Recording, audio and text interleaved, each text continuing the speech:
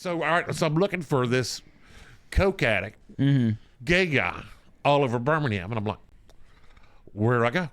I was like, well, where do people go to get drugs? I was like, let's go to the Quest. Yes. We'll go to the Quest undercover, and we'll sit in there and just sip on drinks and wait on him to come in, because I don't know how to be gay. All right. What were you wearing? I would think that'd be important. I wore a pink shirt. You remember? Oh God! I was undercover too. I worked for Birmingham police for a few years.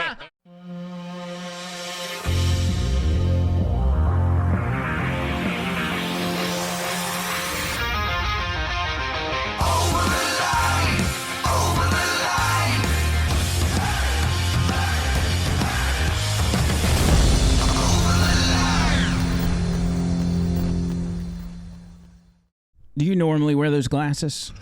I have a love-hate relationship with glasses. You got bad eyes. I've just never seen those glasses. Well, I had some nice, cool-looking horn rim ones. Yeah. And they broke. I break about 10 pairs of glasses a year. Is that backup, or is that just something you found because you had to have something? These are the backup. I want you to put those on real quick. Yeah, they look cool. Tony, will you Google Sam Hyde from Fish Tank? And I want y'all to see the eerie similarities between these two. Nice. Hit images. Looks good. Yeah, any of those. This is what you look like right now. Oh, well, thank you. What an attractive looking man. Dang. This is, and I love this guy. He's so funny. Do you remember us talking about Fish Tank? Did you ever hear us talking about that? No. It's like a reality show, but it's like Big Brother. You go to a website and you can watch any camera in the house, and they screw with them and all this other stuff. Anyway, that's. Is that a Mr. Beast thing or something? No, it's that guy Sam Hyde. He I don't know. He's just an internet guy. I don't know what he's from. Do you remember when they did the Ghost of Kiev, when Adam Kinzinger was talking about like this pilot in Ukraine? Oh, I remember that. Yeah. Sam Hyde's the one that made that up. It was completely fictional. That sounds. And he actually photoshopped himself in the jet as the guy that's the Ghost of Kiev, and he fooled the entire government into thinking that this guy was real. I love that. Yeah, he's a good guy. By the way, Jimmy Addaway, John Bird, Tony Gump, everybody, let's at least clap. Hey, clap, so it's not all right now, you, I would dare say, maybe a lot of our audience doesn't know who you are. You're just a random guy. Random guy, maybe. Business owner. Business owner, Blue Tick System Services. You work on my AC. Yes. Since I never service my AC, No, you simply clean it. You come, you get my water hose and you spray out my AC. Fix that? Did you fix the vent that was like hanging down and all the air was blowing out under the house? You don't have to tell people, John Bird. I tried to get to it. I couldn't. I have not ventured. I'm nearly 300 pounds. Yeah. Yeah, there's not a lot of room into there. So you still got that air blowing in there? Listen. So I put a Band-Aid on that one time with a blanket. Yeah, we put a blanket in it. So we have, and I may have told this story when it happened, but my stepdaughter stepped through a vent in the house, which then put her whole leg through it and knocked off the ductwork, the elbow, or whatever you call that stuff. And I can't figure out how to get in there to hook it back up. But when that happened, her leg, all the way up to her upper thigh, was in the floor. And we had to call the fire department to get her out. We couldn't get her out. And there was tornadoes going on when we had to call the fire department to come out. But since then, we haven't been able to get that. And I've had a company come over the past month or so, and they're supposed to be coming back, but I keep forgetting to call them. I don't know how to get, there's not enough room to get. I sent him down there, and he couldn't get to it. Well, you know what? All right, here's the deal. If you make me steak and all kinds of trimmings and things and feed me whiskey and let me pass out on your couch again, I will see if I can find a way. I think there's a way.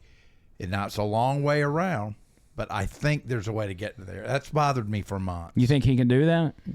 It's possible. Because you've seen under my house. You know the layout. I could bring my assistant, Brooke, who weighs 120 pounds, and she could probably crawl under there easier. You think she'll trade steak and trimmings for that? Maybe. Okay. We'll have to get it cleared with her first. No offense, John Bird. I'll give you something. How dare you? I've been under that house.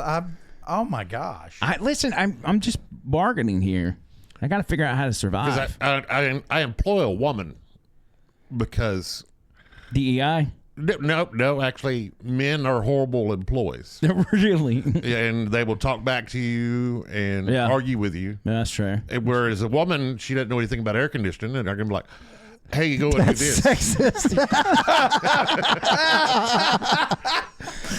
Oh my goodness. And They just do whatever you say because they don't know. They're like, "Oh, any that's different." what I need to do." Or a man will question that. That's true. So she'll also fix you lunch. She does. She does bring sandwiches. It's like, it's been a rough morning. I'd go fix me some lunch. She does bring sandwiches sometimes, which is great. Oh. Like, I didn't know you had to make a sandwich to fix an AC. Listen, honey, just get to work. Jesus. This is your job now.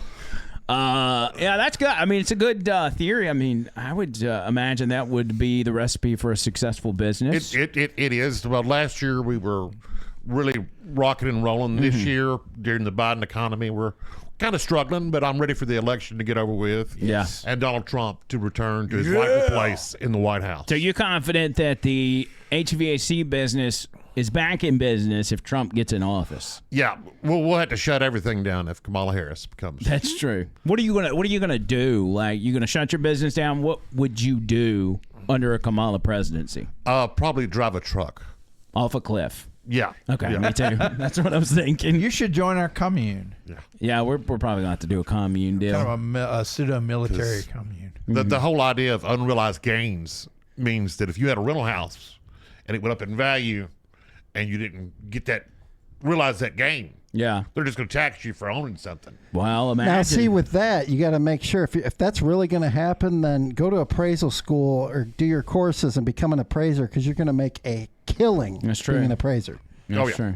And think about all those crack houses you currently work on. The appraisal value on that. I mean, I don't know who owns those houses, but I don't know who owns them either. I just go to, I just go to lots of them. Like, I'll get these weird text messages from people up all over the country. We'd like you to give us a quote on redoing this house. yeah. And somehow or another, I'll send them a quote on redoing it. Then the next thing you know, money shows up in my bank account. Really? Yeah, it's amazing. That's fascinating. See, and maybe people watching this podcast don't know you. We haven't introduced you, but you on social media, Facebook in particular, you constantly post videos of you in old houses, and you call it it's almost like its own series called This Old Crack House. This old crack house. And you go through and you show all the things that's wrong with this old crack house and how you're going to fix them. Yes. And so that's another thing you do outside of the HVAC stuff. Right. It's a very entertaining show. It is. And it's entertaining to look at these properties. I find vagrants and crack pipes and weed growing operations. Yeah, I've seen those. And yeah. so, I mean, it's entertaining. You make a little bit of money. How often do you go to a new crack house? It's really slowed up Really? because no real estate's not really selling right now. So all the properties are crack houses, pretty much. All the properties are, they've got crackheads in them right now, and I'm not disturbing them. I have gone in and found people living in there. I'm like, all right, well, you're going to have to move next door. Yeah. Yeah, at least move to the other side of the house, and then once I get over there, you can move back. Because we're going to redo this one, and you can't stay here. You're a little bit of an internet celebrity. You went viral at one time. This was back during, I don't know what year this was, 2015, 2016? I think, whenever they made the gay marriage legal. Yeah, in gay Alabama. marriage was made the law of the land, and there was all this controversy. People in Alabama were in an uproar. You remember that lady in Kentucky that refused to do it, and she got Refused thrown to in sign jail? it. Yeah. There was a lot of hubbub. And looking back, even if you were on the side of gay marriage doesn't need to be the law of the land, I think we can all collectively look back at that time and say, wow, if only we had just those problems now instead of the problems we currently have. Yeah, I long for the days with those simple problems. But you put out a video on social media about the issue, and you were walking around your property in Blount County, Alabama, looking for gays falling out of the sky and squirrels and things of this nature I was expecting some type of gay invasion. because of the reaction from people. And because I thought that we were in trouble. Yeah. And that it was all going to be rainbows and glitter from there on out. Right. And I did not find any. Yeah. Here's the video right here. This is what you posted during that time on your search for gayness falling out of the sky. Good afternoon. This is Jeremy Addaway reporting live from Blount County. You look so young. I read on the news today some information that homosexuals will be getting married in the state of Alabama today. And so I wanted to give you a live report from Blount County. Look at that piece of All right. property. This pile of brush is still here. And there are no homosexuals laying on top of it doing homosexual things.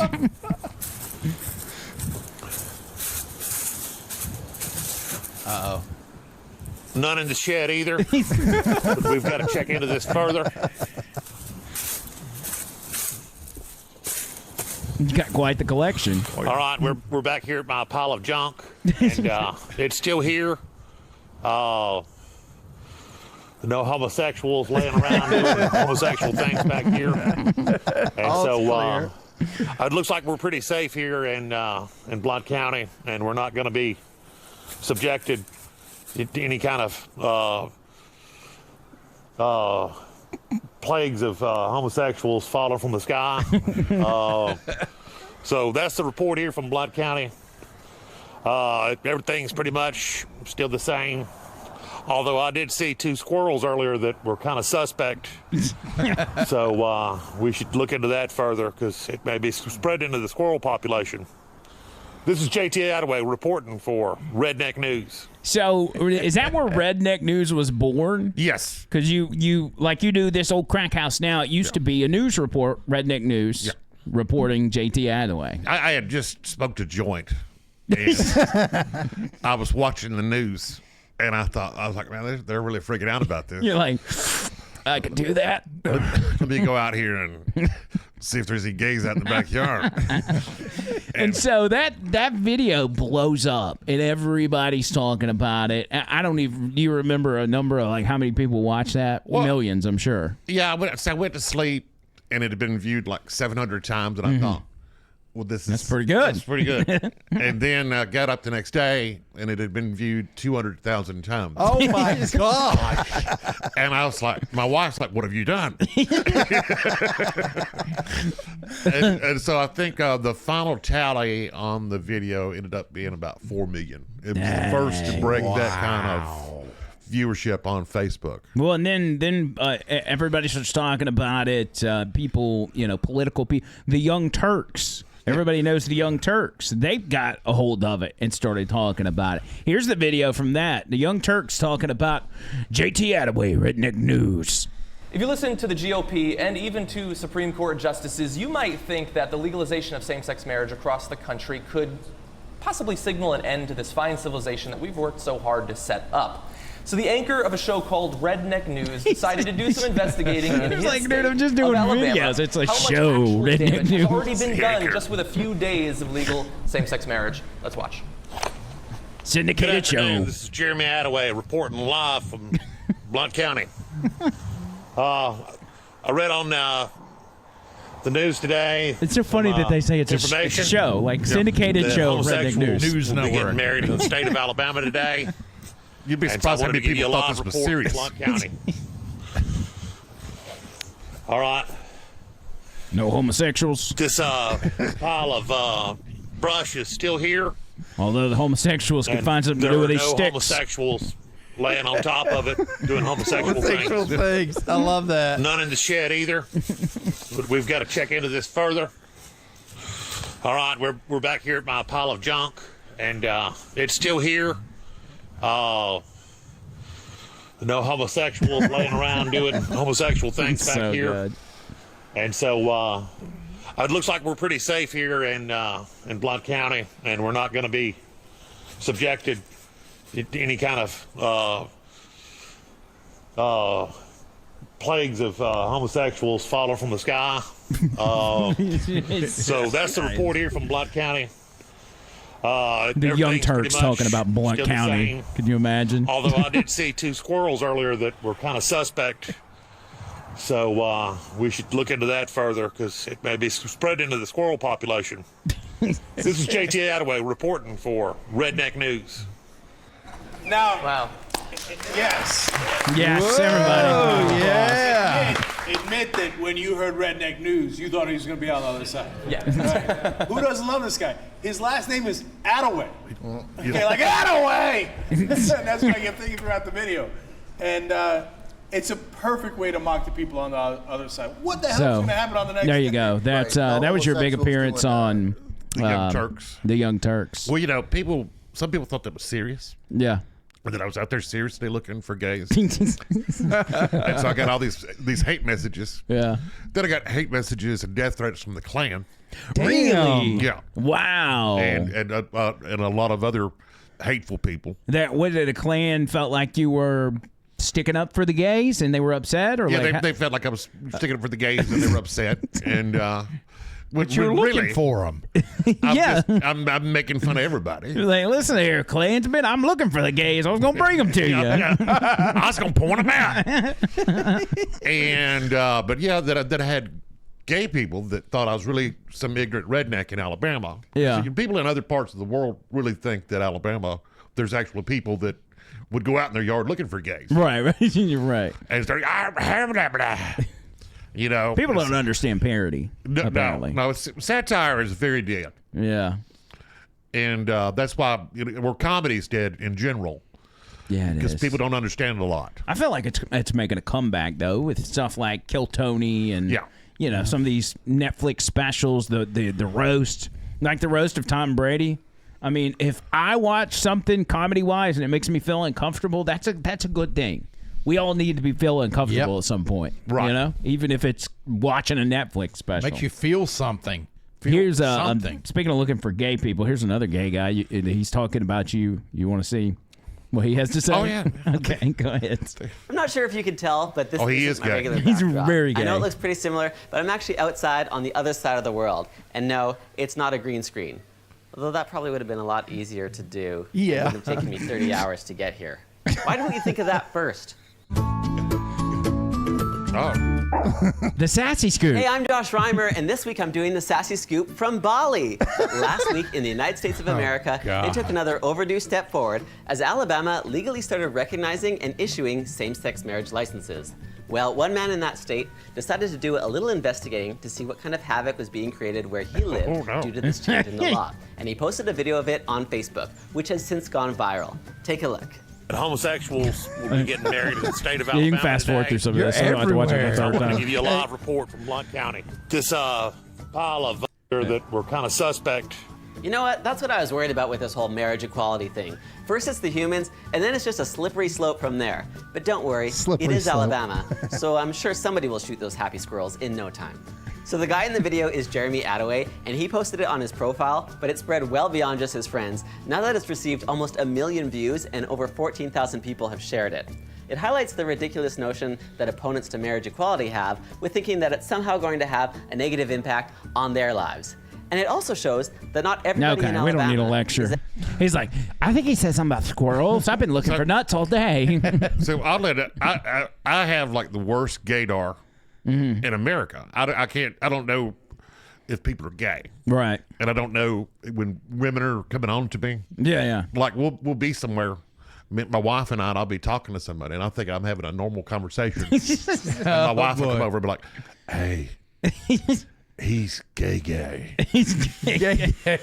and he thinks y'all are. Yeah, he's coming up.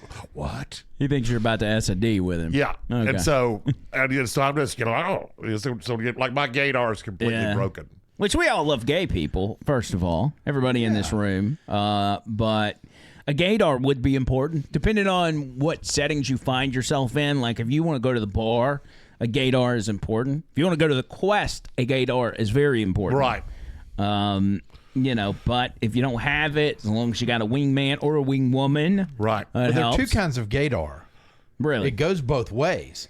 If you're gay, you need a gaydar. So you're not coming on to somebody that's not, and they end up beating the shit out of you. No, that's true. So see, and then, no, but actually, when I was younger and I had long hair, was in a band, Yeah. I mean, I had guys that would come up to me. I'm like, what in the world? Because I had long hair, had earrings, and I was wearing a dress. I was like, get the hell away! Wearing a dress. And it was a moo-moo. It was one earring, right? Yes, and it was in the left because in the 80s, left is right. Left. I thought right was all right and left was not all right. That was later on. Oh, they switched it. Yeah, they switched. I was like, oh hell, I had to take my earrings out. Oh man, the 80s.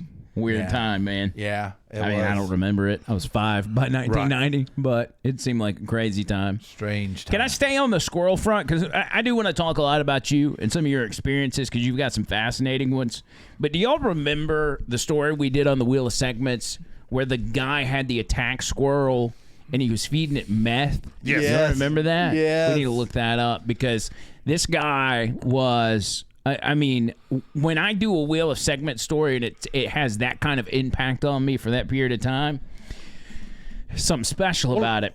I mean, it's good to know that, I mean, not only are they the chicken of the trees, but you can train them to attack. And who knew that? Oh, here you go. I got it. to water ski too. Yeah, that's true. There's in Knoxville, there's a guy who has got a squirrel that he dresses up in Tennessee stuff on game day that he walks around with it on his shoulder. I would love to have a pet animal like that, just some obscure animal that would behave. I got squirrels in my yard and stuff, but they won't, they see you, they're gone. Do you want a possum? Nah, I don't think I want a possum. Oh yeah. Brooke has a baby possum. Yeah, I think I'm good on that. The bad thing is they grow up. No. That's some ugly ass. They're mean. Well, I saw a video today of somebody who saved a baby alligator and kept it as a pet. I would hate it. Yeah. Alligator don't- meat's good. That seems a little dangerous. Squirrels seem a lot less dangerous. Now, this squirrel right here is definitely dangerous because he's hooked on methamphetamines. 6, we're hearing from a wanted Limestone County man whose pet squirrel has made headlines all across the country. Thanks for joining us tonight. I'm Dan Schaefer. And I'm Naja Sherman. Mickey Polk is wanted You know on that guy? drug charges, but continues to play cat and mouse with the cops. This is a story that our Way 31 Scotty K has been following since the beginning. She actually spoke with Polk over the phone today and learned what his plans are. Mickey Polk told me he knows it won't be long before he's behind bars here at the Limestone County Jail, but in the meantime, he's soaking up the attention he and his beloved squirrel are getting. Squirrel, he doesn't even know he's famous. He's still doing his everyday thing. You're hearing the voice of Mickey Polk, a man who is still on the lam after Limestone County deputies found drugs and his pet squirrel in a cage during a bust earlier this week. Investigators had been tipped off that the squirrel was being fed meth so it would be aggressive, and now the animal is an internet sensation. I don't know who set it up, but he's still there. Polk describes the popular squirrel as his best friend, whom he nursed as a baby when it fell out of a tree. If you feed something every 2 hours for that long, you get attached to it. It's more fun to hang out with than most people. Polk says he feeds the squirrel often, and it's a healthy diet that never includes meth. I just cut out the corn and nuts. When's the Disney version of this coming out? I don't know. Cucumbers. He says the squirrel is no attack animal, but he is protective of his owner. He's sweet as he can be to me, but someone else, as long as they don't get too close, all right? They're territorial. You don't have to make them mean. Even when you're just a little bitty, tiny thing. Even if he really has his teeth there, then he would bite other people. And although Polk wouldn't tell me where he is because of his and the squirrel's newfound Squirrel fame, master. he realizes he can't stay on the run for much longer. My page is all over every TV and phone and laptop in the country right now, so it's not like I can have it very long. So I'm going to get this lawyer situation straightened out, and then I'll go ahead and turn myself in. And while he will he spend ain't some turning time himself behind in. bars, Polk says he sees a bright future for the squirrel. Maybe he can get him on some kind of commercial or something. He's the most famous squirrel in the world. Maybe squirrel rehab. Yeah, I think. Reporting in Limestone County, Scotty K, Way 31 News. Anyway, I thought that would, I don't think you should give drugs to animals, but would be kind of cool. Right. I mean, you'd need a team of them, though. Yeah, a pack of squirrels that are hooked on amphetamines.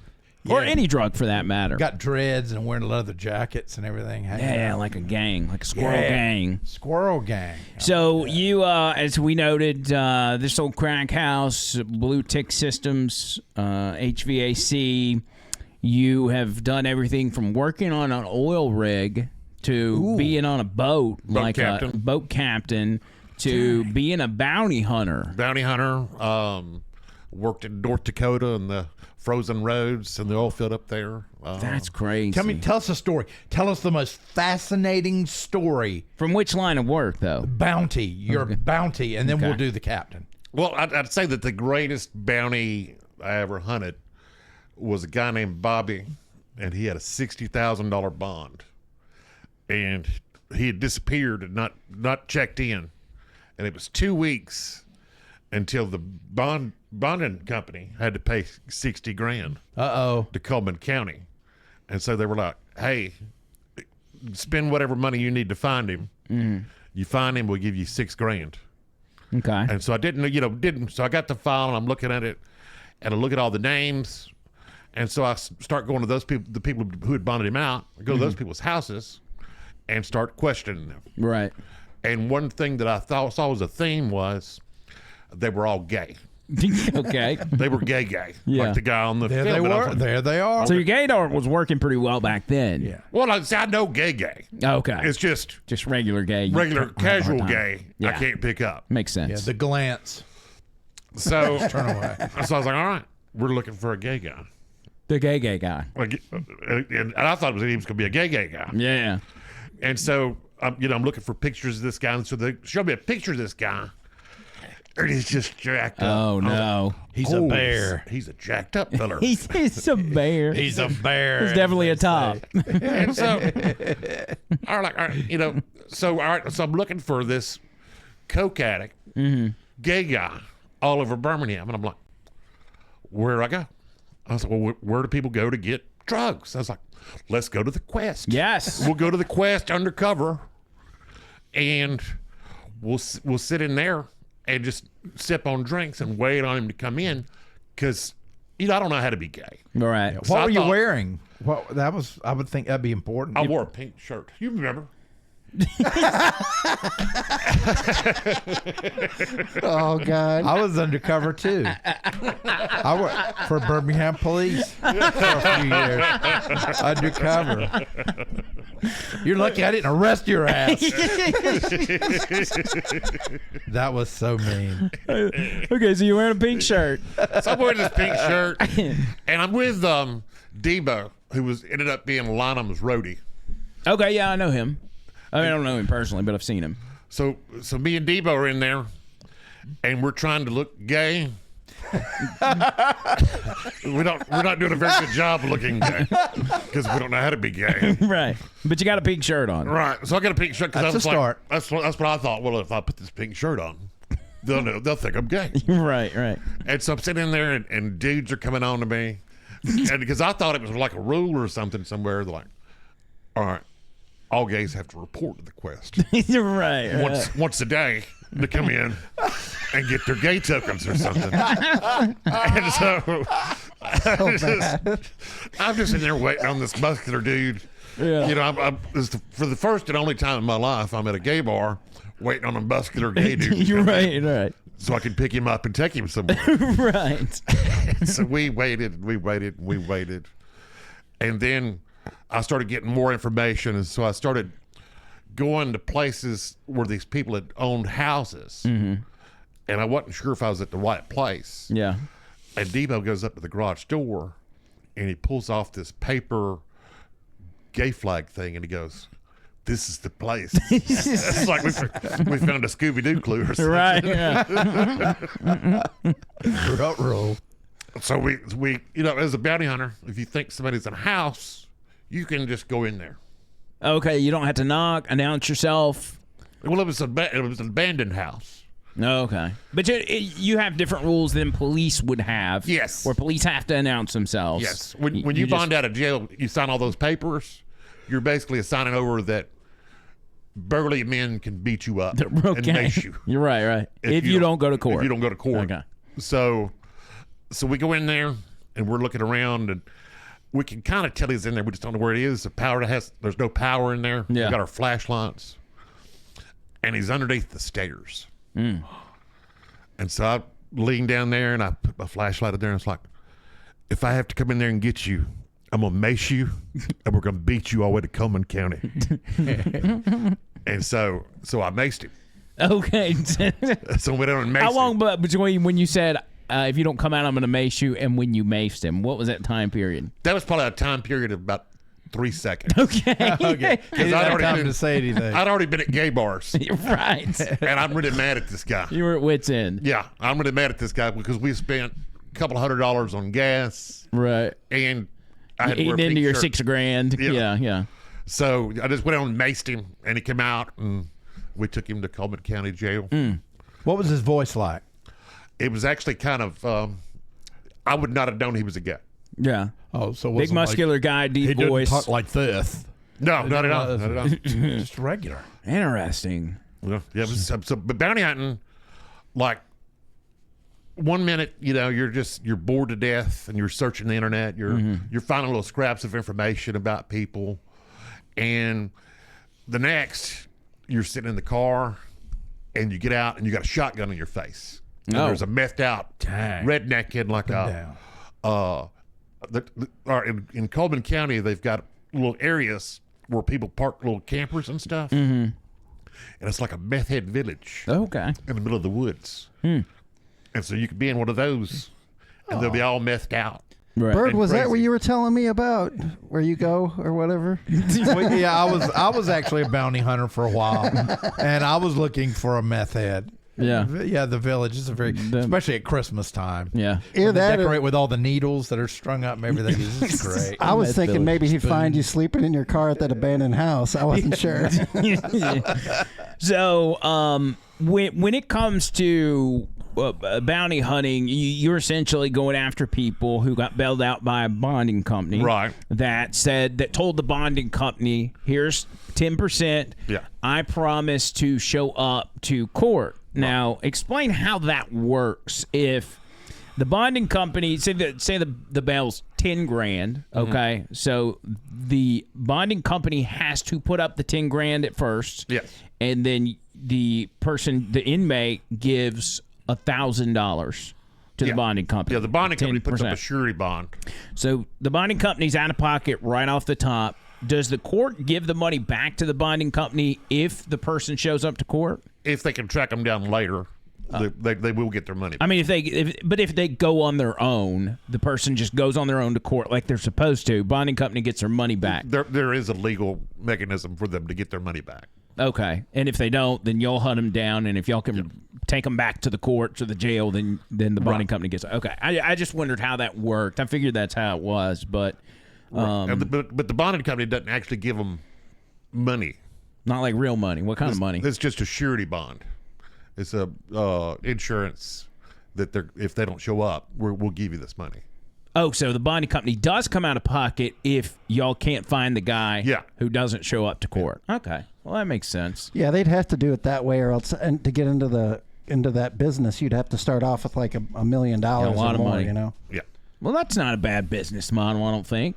No, and most people show up to court. Yeah. This was during the recession, and so nobody had money to go to court. Right. And so they weren't going. And so didn't go. I'm a little bit crazy, maybe. Yeah. And I thought, well, because I was laid off from the oil field, and I needed a job, and so I went and got a job at a bonding company. And the guy was like, "Oh, yeah, I'm sure you've been watching TV and you think you can handle this." And the first night we go out, I just ran into a crack house and grabbed this guy, and he's like, "I think you're gonna make it." So yeah, and I guess nerves of steel will take you a long way in bounty hunting. Yeah. Just IDAGF, is that the abbreviations? Don't give a F about nothing. Just go in there and do it. right. Stupidity does have its advantages. Right. At times. Just don't caution to the wind. We'll help you out sometimes. Yeah. Anybody ever shoot at you? No. You just had guns pointed at you. Just guns in your face. Yeah. Then you talk them into putting it down, and then you hit them. Okay. Yeah. Because because I'm mad now that you've put a shotgun in my face. What about the boat captain stuff? Oh, that was great, Tom. Because I felt like I was there with you because you were just so adamant about making videos. I would. You know how Facebook works? When you look at somebody's post long enough, it'll start putting it at the top of your feed. You get put at the top of my feed most of the time. So, what's the scariest situation you've ever been in? Well, I mean, where it's like, tell us a ghost story from the high seas. No, I mean, I'm fascinated with big waves and stuff like that. Well, I've broke down during a bad storm and lost all control and engine and all that. That's terrifying. Yes, that's quite terrifying. Now, when you say you are the captain, you are the main guy, like everybody else on the boat reports to you. I am the man. Wow. Yeah. And I did that. Started when I was probably about 19, working on boats, and gave it up shortly before COVID because it became corporate. It became so corporate I couldn't stand it. Well, and probably being away from home played a part too, huh?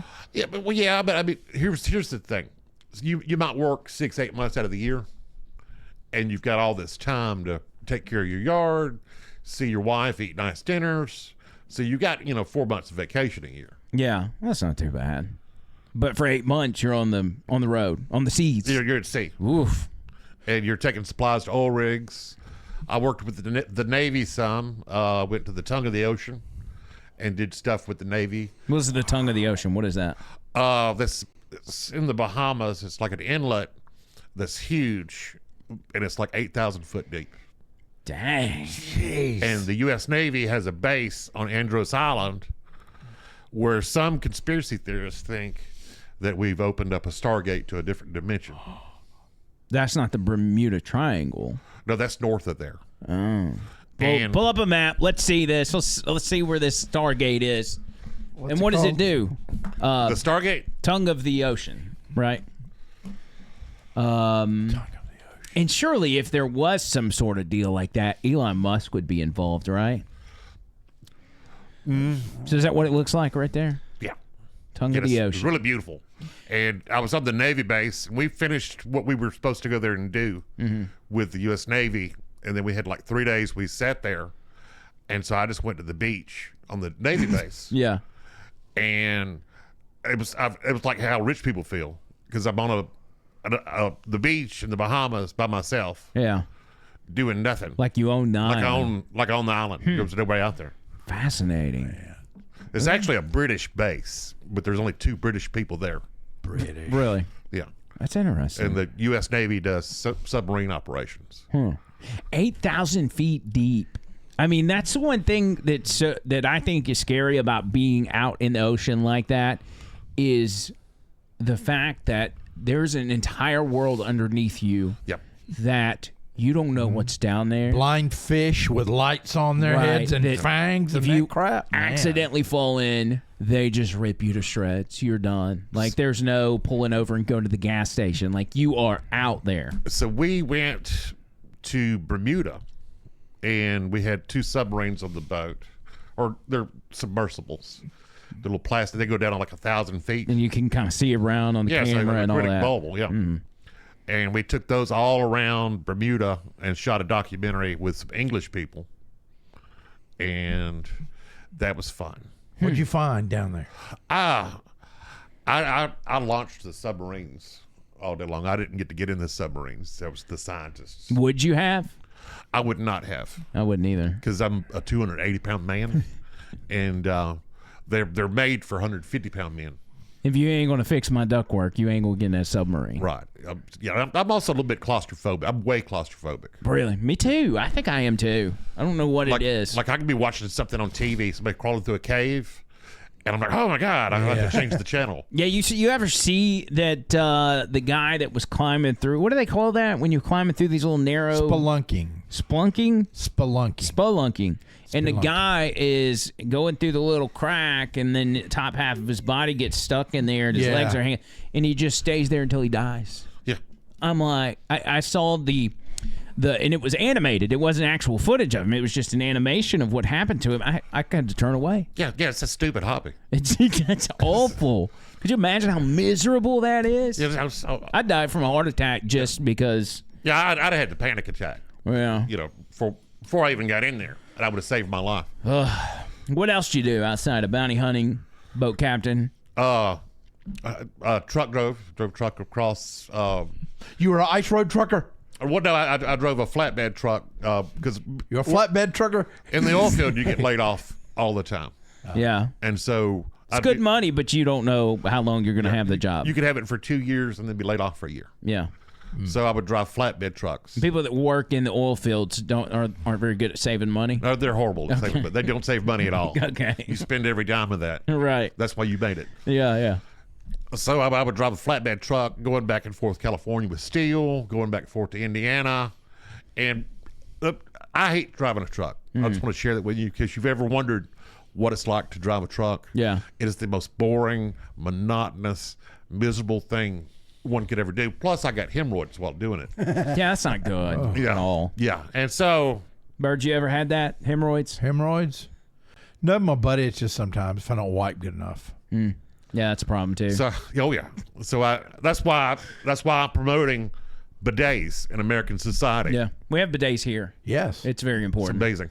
Yeah. And So- so I worked in North Dakota because I saw an ad $1,000 a day. That's not bad. Class A CDL, North Dakota. Jeez. So I got in my Toyota and I drove to North Dakota. All right, what month was it? Oh, you it was went? September. Okay, so it's getting ready for. And so I'm up there and we're working, and then I got another job paying more money, and then the winter comes and I went and spent like $1,000 on boots and clothes to wear. Yeah. Because it's negative 35. If you've never experienced negative 35, it's horrible. It's probably not the good. worst thing everything hurts. Yeah. Yeah, I've experienced some pretty deep cold in Missouri, but I'm sure up there it's just even worse. It's just completely miserable. And then COVID hit. And so you can't, when you're making that kind of money, you can't quit. Right. No matter how miserable it is, how much you hate everybody, you just sit there and you're like, yeah. all right, this is what we're doing. But so COVID hit and they called me in there, and I knew they were calling me in there to let me go. Because they'd been calling everybody one at a time, letting them go. And I was so happy. Yeah. I was like, hey, guys, good to see y'all. Good to see y'all. Go ahead and break it to me. I'm ready. So you let me go. All right. Because I already had everything packed in the Toyota. Oh, wow. And I was southbound, I went. So what did you do after that? You just came home? I came home.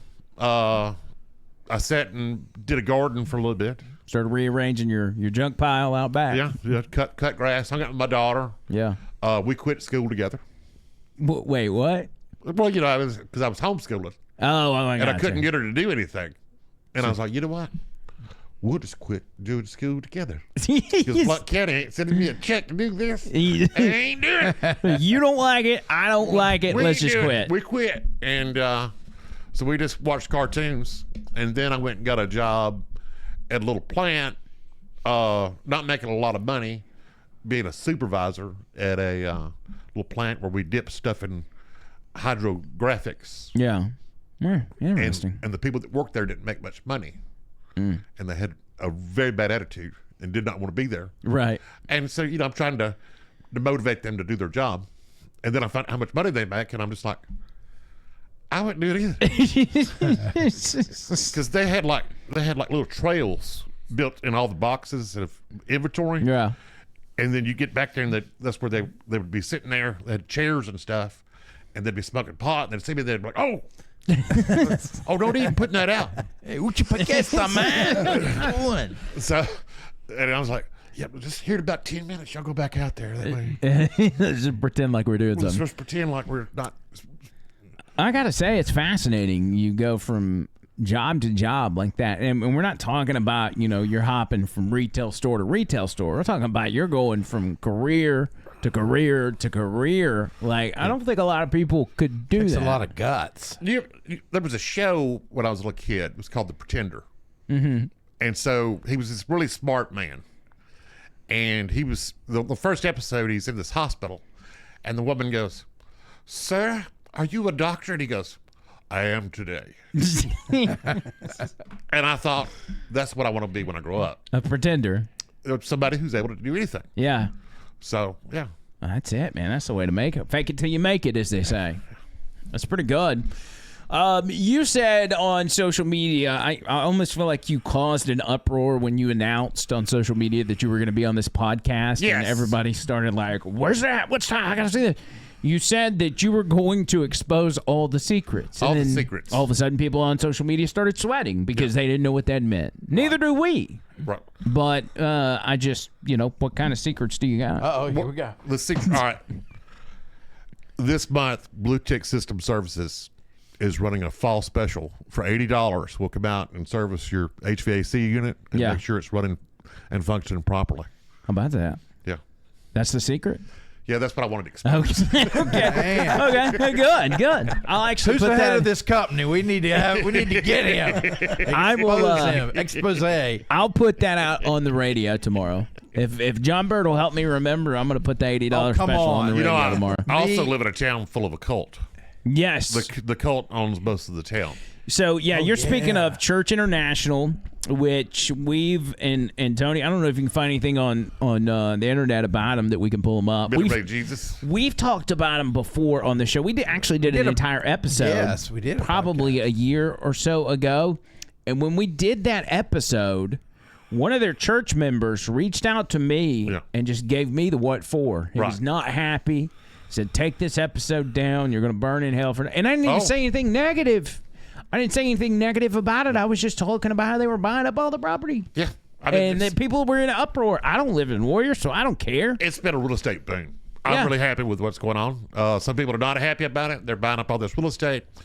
They even have the nerve to buy an old building and paint it and make it look nice. Oh, jeez. Oh, man. So this is for people that are on Facebook in Warrior groups. Warrior is a town in Alabama, which is where this church is located.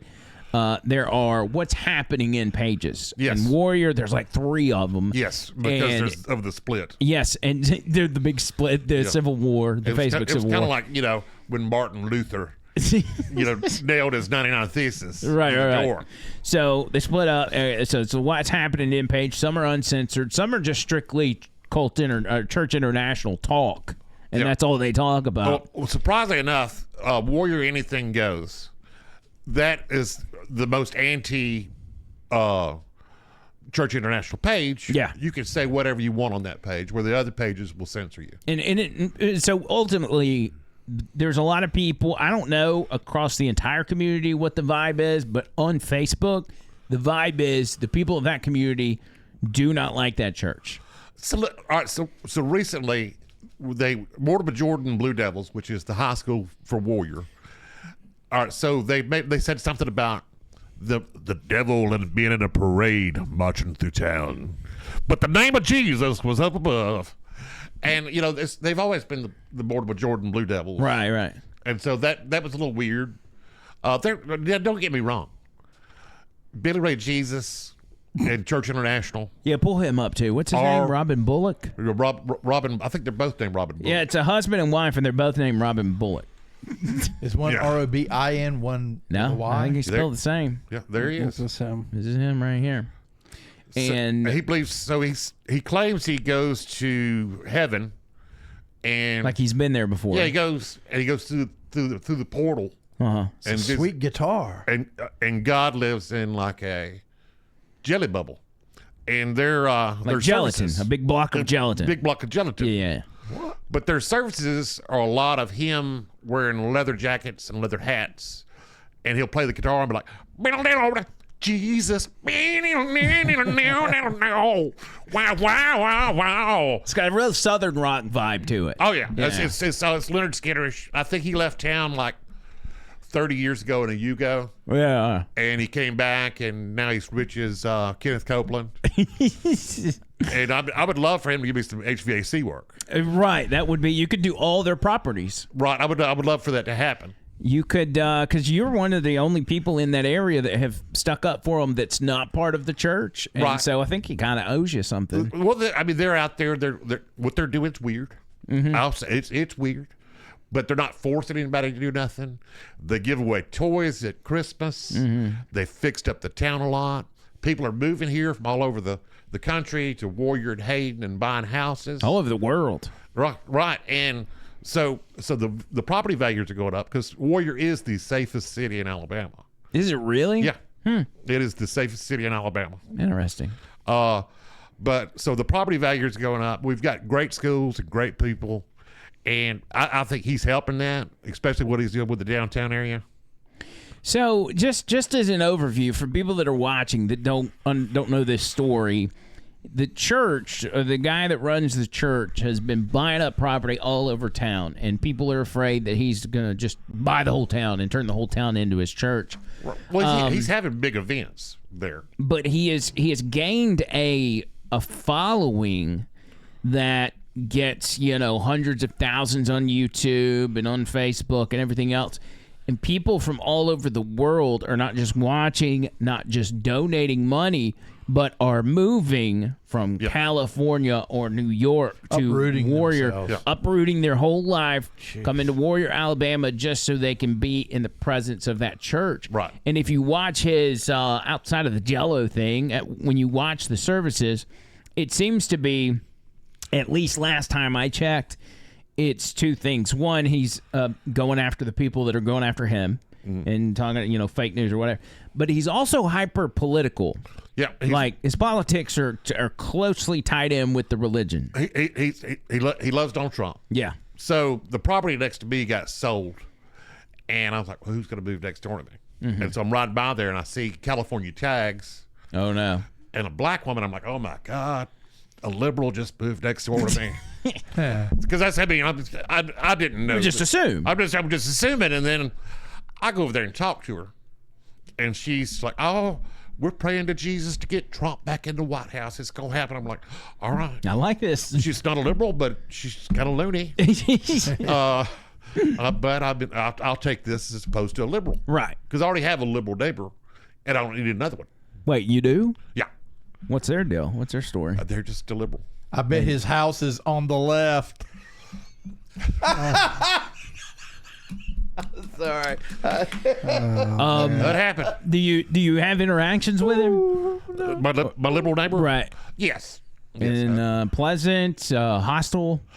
Pleasant. They're part of the volunteer fire department. Yeah. A liberal firefighter. I burn things a lot. And sometimes my other neighbors, call the fire department. Will call me, because when I moved there, I was alone, surrounded by trees and woods, and I did what I wanted and shot guns and drank beer and played bluegrass and just did Blount County things. And now, instead of being invaded by gay squirrels, you're being invaded by gay firefighters. Well, no, people are moving up there from Jefferson County to get out of Jefferson County, and they're building $400,000, and I'm glad they're building these $400,000 brick houses. Yeah. Because it's made my property value go up.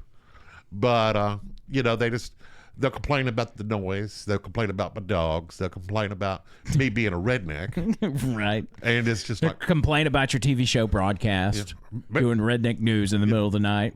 Maybe y'all should have stayed down in Birmingham. Maybe you should have stayed in Inslee if you don't like this. Speaking of which, Birmingham, what a mess. You've got crime. You've got, in particular, shootings, murders. You grew up in this area for the most part, right? Oh, yeah. And so you know what Birmingham used to be like. What's going on with what we see today? Is it strictly leadership? Democrats running the place, and this is what it gets us? Woodfin should resign in disgrace. Yeah. I had a little bit of hope for him because he seems like a nice guy. Young guy, fresh. I just don't think he has the will. Because so back in the 90s, the Birmingham police, we had a big crime influx in the 90s, and the Birmingham police and Jefferson County cracked down on crime. And when I say crack down on crime, they actually had nightsticks and big flashlights back then, and they would crack your head open. Right. So, but no, we're not being tough enough on crime. The state of Alabama, which I complain about constantly, yes, you do, has prisons full of nonviolent criminals, and violent criminals get in and they do 3 or 4 years. I know people that have shot people, and they got out in 4 years. And you got people in the Alabama state prisons that had a couple of marijuana plants that have been there for 40 years. So Alabama needs to get it together. Yeah. We're backwards on a lot of fronts. John Bird, what would you do to fix if you were elected mayor of Birmingham? What would be your first order if you had to address the crime epidemic? Well, I would call a press conference, obviously, and I would lay out a plan. It would involve military police. Okay. There would be new uniforms, black and silver. That would be the new city colors with a splash of yellow.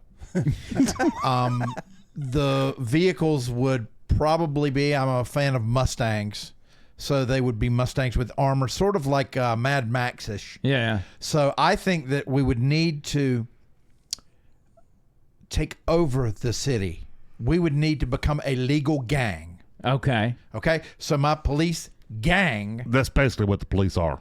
Well, not my gang. They kind of are already. He wants a militarized. Well, I guess those are too. Now I get what you're saying. It's a good idea. Yes, and we would clean it up, and it would be sort of like, I look at Birmingham as being dystopian right now. You know, and all these things that we've built, and everybody's afraid to go. You know, all these things are going to fail until I'm elected mayor.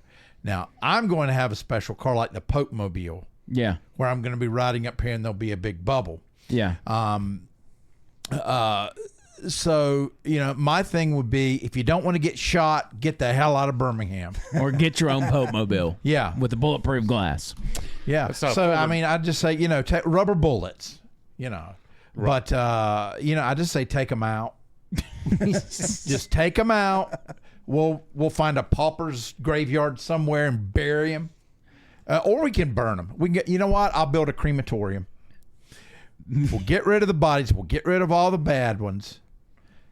And then we'll have a safe city. We'll start to rebuild it once again. I'd like to go back to brick roads. Okay. And introduce more bicycles. I love you know, I'm not a big fan of the gay interstates in Birmingham. You know I got to say, I thought he was just going to say, yeah, I would pass this law. I didn't know he's going to go into all that, so I apologize. I think John Bird smoked something before he came in here. No, this is natural John Bird for sure. No, you would vote for me. You know you would. You know you would. He probably would. Hell yeah. What about this? We're talking about Birmingham. Let's talk about the state of Alabama, because as you mentioned, you say a lot of bad things about the state of Alabama. I do. You just did. How it's backwards on who they throw in jail. You've got several things like gambling. That makes you very upset. Legal marijuana. Medical marijuana. There was a story out there that you can't access Pornhub in Alabama anymore. Is that true? That is true. Have you checked? I have. Okay. Several times. Yeah, you can't. I keep trying to figure out how to register. I know. And then this woman comes on with this video, and then she's, you know, talking, and you don't know where to click. I've heard. You don't know where to click, and it's like, I just want to see a big boobie.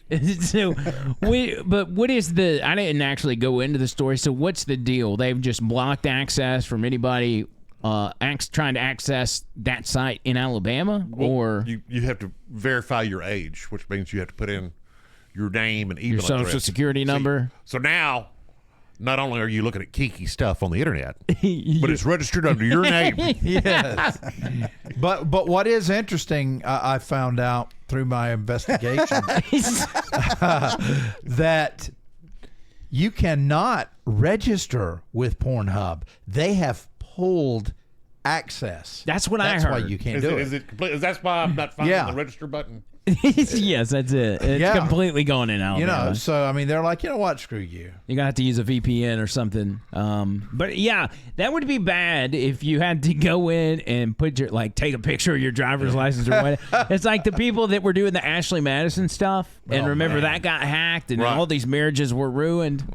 You know, it's not good. Look at this Jeremy Addaway fella. He's looking for big butt MILFs again today. Big booty Latinas. Man, it's weird place we live in. So that gambling. Well, you know, we're behind Mississippi. And that's not good. That's not a good place to be. We're behind Mississippi. Oh, my God. we always had Louisiana and Mississippi out there. When anybody said anything, well, look, we're not Mississippi. So, like, there's a road leading out of Mobile into Mississippi, and all the roads leading out of Alabama into Mississippi. You'll be on the road, and you'll be riding through some town. Looks like it's 1920s, all shut down and miserable looking. And as soon as you cross the Mississippi state line on the U.S. highway, it turns into a 4-lane highway with exits. And there's junior colleges. Yeah. And there's big signs. Big signs. And so a teacher friend of mine from Mississippi wanted me to tell the state of Alabama, thank you for funding his educational system, because they are doing well and building more junior colleges by the day. Well, at least we're helping people. I mean, if we're not going to help ourselves, at least we're helping somebody. No. I mean, we passed medical marijuana 5 years ago, and we still don't have medical marijuana. Right.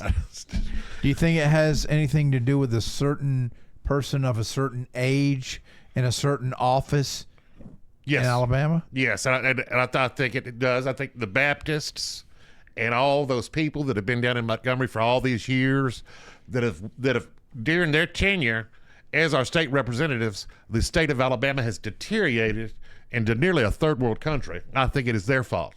Now, I do remember a point in time where you were supporting Meemaw Ivy. I did. Where are you at now on that front? Well, I was supporting Meemaw Ivy over Tim James. Oh, yeah. That didn't. You can go in that store and you can get 70 marijuanas. Now, who could take 70 marijuanas? Who could take 70 marijuanas? He was very anti-marijuana. Yes, and he didn't understand the subject. He didn't understand the medicine. Matter of fact, there was a famous interview where a farmer turned off his tractor. So, let me turn this tractor off so I can explain it to you. And I thought, never has a man been more out of touch with the people of Alabama. Where was this interview? It was on the Leland Whiteley show. Okay, so Leland Live. Yeah. Oh, was it a caller that called in? It was a caller that called in to talk to Tim James about him being. And the guy was like, I'm in my 50s, and I always thought that only hippies smoked marijuana.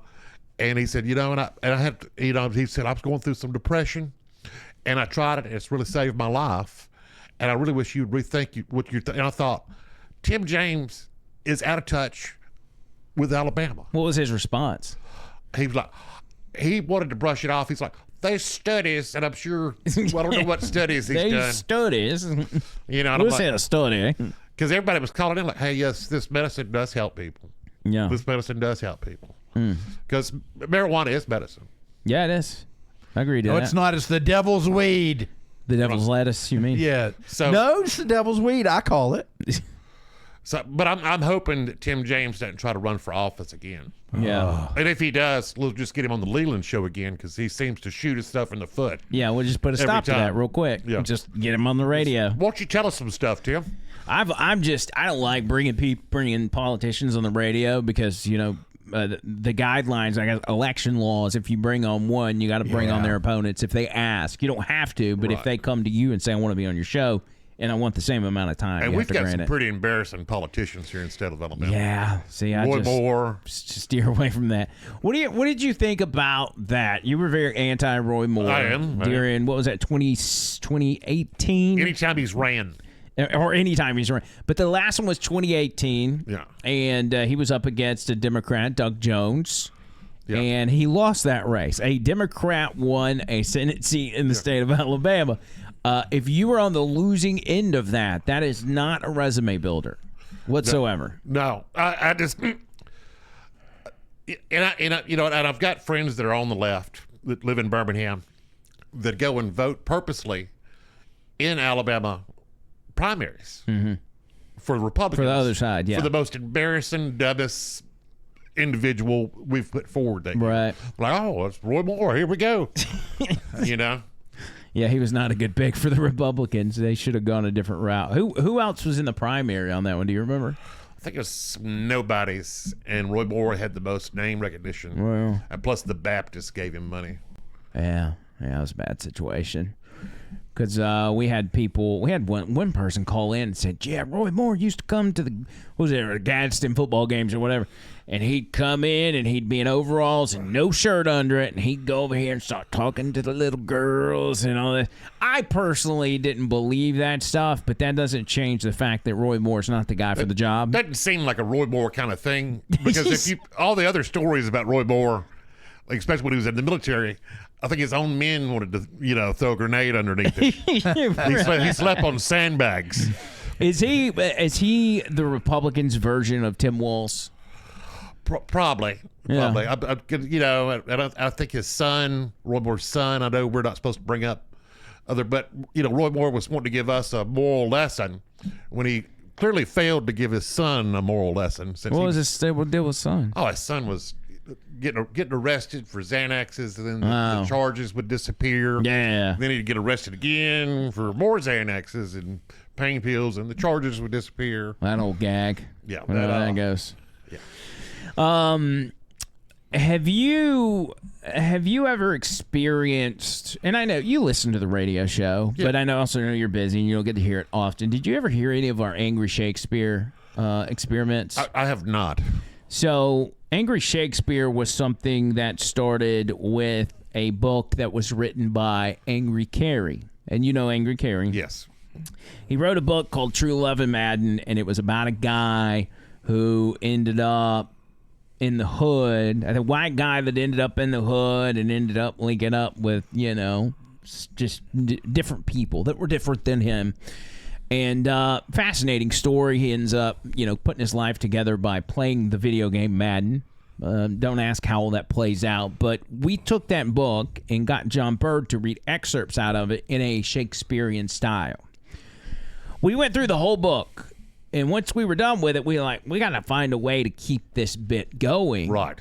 So what do we want to do now? And we all looked at each other and we said, why don't we take rap songs and have John Bird recite those in Shakespearean ways, and we'll play them on the show. This is solid. And so we've done it for a while now. I think Mystical's Shake Your Ass was the last one we did. Mm-hmm. Yeah, that was the one. We've done Dre Day. We've done 99 Problems. 99 Problems. We've done a plethora of rap songs. And John Bird told me earlier today, he's like, I know we got a guest coming in, but I have created the latest Angry Shakespeare, and I want to share it with the show. Yes. I'm honored to be here for this. Can you tell everybody what this one is? I can't remember. Tony Gump, do you know? Was it Get Out of My... Get Out of Your Mind. Get Out of Your Mind by Lil Jon. That's it. Get Out of Your Mind. I've never heard this. Get Out of Your Mind by Little John. Yeah, there's quite a bit of language in here, but we take care of it. Well, this is going to change your life, so be prepared for that. Tony Gump, take it away. Good evening, and welcome to another episode of Angry Shakespeare. We take another look at the great book of rap for our latest Angry Shakespeare. A classic, Out of Your Mind by Lil Jon. Yay! Yeah, everybody, in the club right now, what's up? If you standing around, what? You need to get the f*** out of here. Get out. Because when we got cum in the club, what's up? We like to get crazy. Crazy! You know what? Let's lose it. Get out of your mind. Get out of your mind. Get out of your mind. What? That shit. Get out of your mind. I'm a semi-truck. No brakes. Out of control like a bull at the gates. Get drunk or get the out of the way. We get bananas like a room full of apes. I done losing it. You flossing. I'm over here with my nips in the mosh pit. Throwing elbows, stepping Cheryl Trows. Is that dead? Who the knows? Shake them dreads like a rasta. Get dumb like a monster. You an imposter. You drinking water. We drinking Patron and chasing it with vodka. Patron. I don't give a fuck. I don't give a fuck. Grab that bottle and twist that cap. Hold it in the air, then tip it back. I'm drunk as hell. I'm off Patron. I really don't dance, but I'm in the zone. Move, bitch. Get out of the way. I'm running over niggas like a runaway train. I grab my beer, you do the same. Shake that shit and make it rain. I don't give a fuck. I don't give a fuck. Let's lose it. Get out of your mind. Get out of your mind. Get out of your mind. What? Fuck that shit. Get out of your mind. Flip cup, tip cup. Beer bong shots. Niggas on the goose. Bitches on the machata. Bartender, give me what you got. I'm dancing on the table like a nigga smoking crack. Get off me. I'll check you motherfuckers like a nigga playing hockey. Yeah, I'm in the penalty box. I'm up from taking too many shots. I don't give a fuck. I don't give a fuck.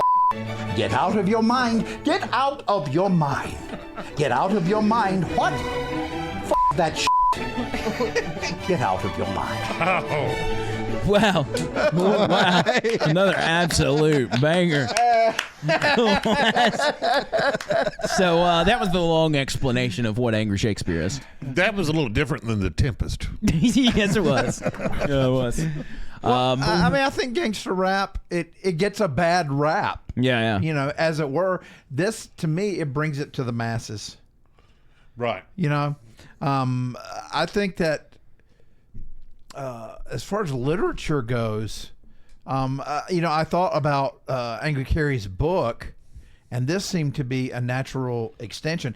Actually, I'm going to be putting a poetry book together of these gangster raps that I think will be, I don't know, life-changing. Yeah, and we'll sell them on Amazon. Mm-hmm. Yeah. Don't worry, bitch. I'll sign a copy for you. Don't you worry, buddy. You got a free copy. You don't have to pay. I'm looking forward to it. I'll put it with my Steinbeck collection. There you go. Oh, it's God. Well, listen, man. You've led a fascinating life. Yes. You've done things that I think we all wish we could maybe not do long term, but maybe try it for a day. Bounty hunting. Love it. Boat captain. Ice road trucker, you know. Yeah, well, we've got more stuff lined up. Yeah. Right now, we're doing this air conditioning and remodeling thing and house flipping thing. This old crack house. This old crack. I've got a beautiful 4-bedroom, 2-bath house coming up in the Hayden area that I'll be selling, and hopefully, what my goal is to one day have enough time to go on vacation. That'd be nice. I see it on the internet, and I'm like, look at this person. Where would you go? Where would you go? Did it seem like everybody on Facebook's on vacation? It's All like, the how time. are y'all doing that? All the time. 3 or 4 times a year they go, hey, we're in the Bahamas again. So where would you go? I don't know. I mean, I would like to go somewhere where there's not a lot of people. Jemison. Yeah. Oh, let me tell you, there's a little bed and breakfast there in Jemison. When I was first married, we went down there. Maybe Opp, Alabama. Yep. Opp's a great place. Yeah. Alabama Village in Mobile. Yeah. I don't know if you're familiar with that. Lovely place. Yeah. There's hotel. Sometimes I'll just go to a motel. East Lake. Anchor in at East Lake. Yeah. To get a room with a view. I think that's probably what most of us are going to have to do is like just get a motel in town and pretend we're on vacation, wake up and go to work the next day. Right. A friend of mine on Facebook not too long ago, he had to take his vacation, and so he went to Leeds. Mm-hmm. And he posted a picture of him coming into the city of Leeds. Got out. And I was like, look at this. This guy's in Leeds. This guy's living his best life. And then he went to Bourbon Street down there by where the Central Plaza used to be. Yeah, yeah. And I was like, look at there. He even went to the famous Bourbon Street. I think that most people are faking it because, you know, all the pictures where they take of their legs, like the women take their legs and their feet, they're probably just sitting in their yard. I mean, because you think about it. Matter of fact, you know what? I'm going to do that. I'm going to do that. I'll say this. I'm down in Fort Lauderdale, and, you know, I'm just a poor country boy. Mm-hmm. And I'm down there for the first time, and I'm in shock and awe at all these beautiful yachts everywhere, all this money, all these fake titties, all this plastic surgery, these attractive women, Ferraris. I'm like, and I look at this guy, Ben. I said, Ben, where are all these people getting all this money? And he's an old country guy from South Carolina. He goes, Jeremy, you just can't hide good credit. I'm from North Carolina, and that's a great South Carolina accent. Well, and you know what? You're right, because I think a lot of people that we're seeing on social media on these vacations, they're up to their eyeballs, putting it on a credit card, and they're going to worry about it later. So here's what we've got to remind ourselves, is that 5 years from now, we're going to be on vacation while the people that went on vacation before us are starving or in bankruptcy court. Or a lot of, I mean, those people can roll on with that credit for years. That's true too. Yeah. In 5 years, I'll probably be in a nursery home. A nursery home. Yes. Yeah. But we're gonna be there for you. No, you won't. We're gonna make sure you're gonna drop me off. You're gonna dump me off there. No, you're never gonna come visit. We are gonna get you in the finest nursing home there is. We're gonna put you a little studio together so you can still be a part of this remotely. Oh, I can play. Yeah. The best nursing home that your $800 in Social Security can buy. That's right. That's exactly right. And we can get you a green screen, and you can just go on vacation anytime you want, wherever you want to go. Well, no, I think the way my mind is going, I'll be able in 5 years to go on any vacation I want and never have to leave my hospital bed. Right. You know? Yeah, that's true. That's true. You could sneak across the Mexican border, get a tan, and come back and change your name. And have a lot of money after that. Well, yeah, but the problem would be I would get lost and wander, and someone would find me in the desert. What's your solution to the border? I just... Outside of the obvious border wall, what's your solution? Actually have a border. Yeah. You know, and I don't want you to get me wrong. I love Mexicans. Yeah, we all do. I love Mexican. I love Mexican food. I love Mexican people. I think Mexican women are beautiful. Yeah. I love everything about the Mexican culture. However, you know, I mean, check in at the border, because that's how they used to do it. They would you could pull up at a bus and you check in and like, hey, welcome to America. Yeah. Come pick some tomatoes. Right. And or come build like some 15 condos in one day. Right. It's 2,000 of you just sitting on this job site. And I've got no problem with it, because they're taking our job. They're not taking our jobs. I don't want to cut grass. I don't want to pick tomatoes. Well, at one time. Now they're filling up the factories. But now, you know, we don't have, you know, because Mexicans are almost becoming white people. Yeah. I think they're like, you know, like the Italians were in the 30s. The Italians were almost going to be white people. Because you can go to a Mexican restaurant in Blount County right now, and the young Mexican girl that's the owner's daughter come over, like, hey, how y'all doing? Y'all want sweet tea? So, you know, but we've got people from Haiti coming over. We've got people coming from Iran, Iraq. And how are they getting to Mexico? Right. Why didn't they land at the airport in America? It's a good question. And check in. I'm like, here's my ID. Yeah. So I don't think we should have unmitigated migration from all these countries from all over. We should have a border. If you try to aggressively cross the border, we should shoot you. Yes. Yes, Lord. Yes. I mean, he said it, not me, but I'm not going to argue with it.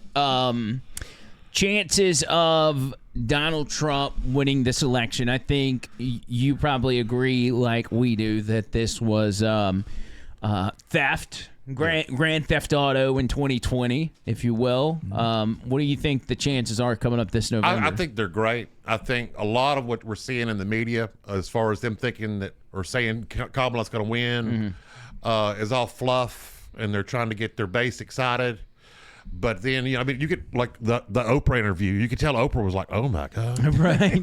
Even Oprah's voting Trump now. Oh my God! And so it's a lot of fluff. And I think we're probably at a 98% chance. Really? Trump You think president. that? Yeah. I like those odds. Especially if everybody should be required to go to the grocery store. Yeah. And buy groceries. Maybe we should make all the polling places across the country at the grocery stores. Right. You go to customer service and cast your vote. Walk by and look at the price of eggs and bacon. Yeah. And then come on in here and cast your vote. That's a good idea. That should be the law that you pass if you become mayor of Birmingham, instead of like shooting people and stuff. Because 4 years ago, I could afford groceries. Yeah. I could afford steak.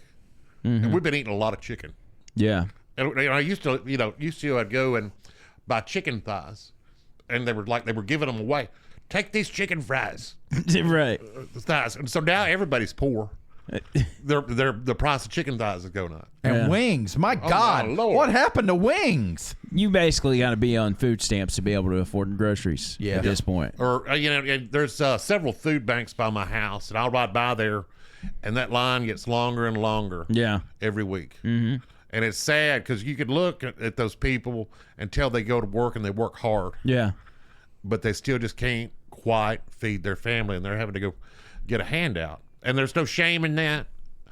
But Kamala Harris and Joe Biden and Democrats should be ashamed. If you vote Democrat, you should be ashamed of yourself, what you're doing to those people. Yep. Man, that's powerful. I agree with that 100%.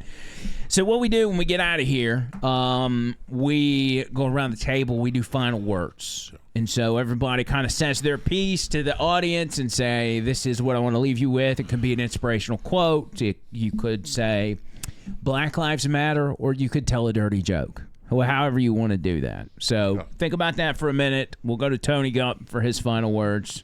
Tony Gump, go ahead. All right, I'll start out. Make sure you get plenty of water, meat, sunlight, and sleep. And to add on to what you were saying, yes, there's a lot of broke people out there right now. Credit card debt is all-time high. I could go on and on about how broke people are, and there really isn't as much money supply out there as there used to be, and there seems to be less and less, and they're trying to destroy the dollar on purpose. So we need to get Donald Trump elected November 5th, and we need to overwhelm the system with votes to make sure we can make that happen. How do you feel about the Federal Reserve? Well, I put out a white paper about quantitative easing. Yeah. Back in 2012.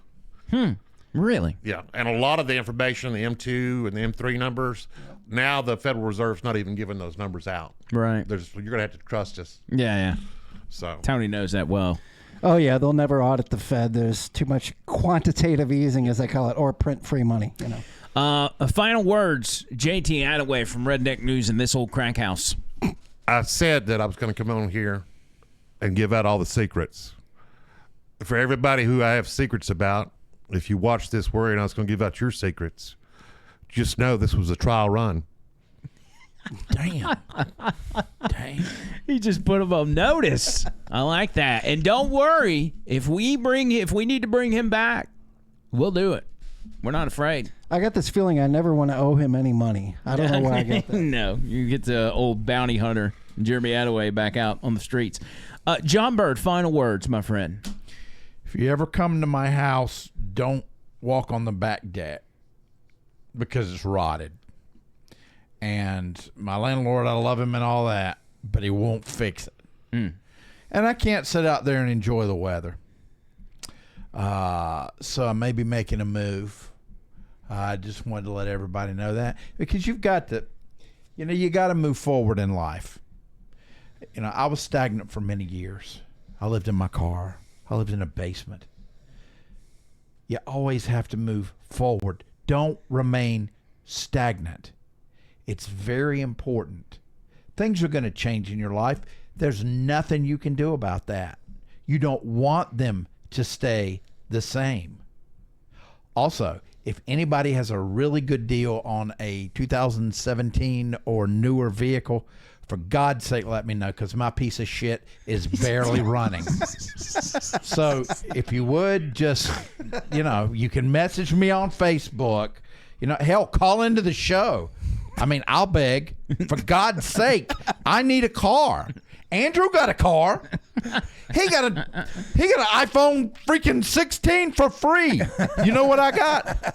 iPhone 8. I got an iPhone 8. It's not right. I've been with Verizon for 7 freaking years, and they won't give me a phone.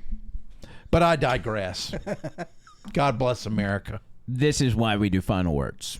for that reason right there. That's good. Plus, you always want to give, a final message to the audience before you dip out. Do you have a final message? No, I don't give final words. He's too good for us. I'm too good for final words. I just spent the last hour and a half talking. I don't want to give final words. It happens. But you're a fascinating individual. That's why we brought you on. We'll probably do this again because we enjoyed it. I enjoyed the hell out of it. So thank y'all. Make sure you subscribe, like, comment, do all the things. And until next time, see you, cuz.